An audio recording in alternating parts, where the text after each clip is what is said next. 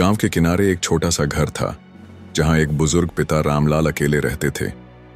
उनका बेटा विशाल शहर में नौकरी करता था।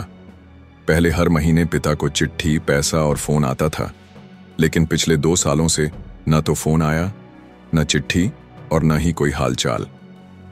रामलाल हर शाम घर के बाहर बैठते, बेटे की याद में खामोश रहते। गांव वालों ने कई बार पूछा, आपके बेटे की शादी हो गई क्या? कभी आता नहीं। रामलाल मुस्कुराकर कहते, बिजी होगा, शहर की जिंदगी में समय कहाँ मिलता है। पर भीतर से टूट चुके थे। वो हर दिन दरवाजे की तरफ देखते, शायद आज वो आए।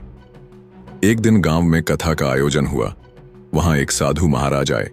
रामलाल भी रोज कथा में बैठते। कथा के अंतिम दिन साधु ने कहा, सच्ची भक्ति केवल मंदिर में नहीं, अपनों की सेवा में भी है। अगर आपने अपने माँ बाप को अकेले छोड़ दिया तो आपके सारे व्रत और पूजाएं व्यर्थ हैं।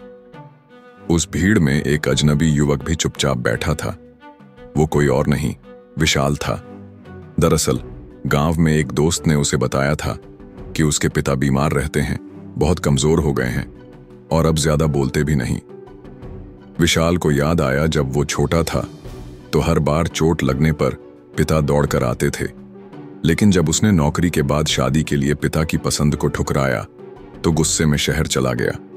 तभी से पिता ने उसे कभी कॉल नहीं किया और उसने भी अपने अहंकार में कभी नहीं सोचा कि पूछूं, आप कैसे हैं।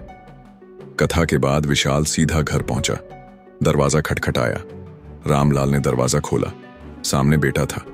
आंखों में आंसू भरकर बोले, तू आ गया बेटा। विशाल उनके पैरों में गिर पड़ा। पापा, मैंने बहुत देर कर दी, लेकिन अब मैं हमेशा आपके साथ रहूंगा।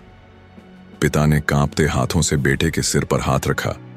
देर हो गई, पर आए तो सही। मुझे सिर्फ तेरा साथ चाहिए और कुछ नहीं। अगले दिन विशाल ने गांव में एक छोटा क्लिनिक शुरू किया ताकि वो पिता के साथ रहकर कुछ अच्छा भी कर सके। कथा की वो एक पंक्ति अब उसके जीवन का मंत्र बन गई थी, जो अपने हैं उन्हें कभी अकेला मत छोड़ो, क्योंकि वक्त तो लौट आता है, पर रिश्ते अगर टूट जाएं तो फिर सिर्फ अफसोस रह जाता है। प्रेम से बोलो, राधे राधे।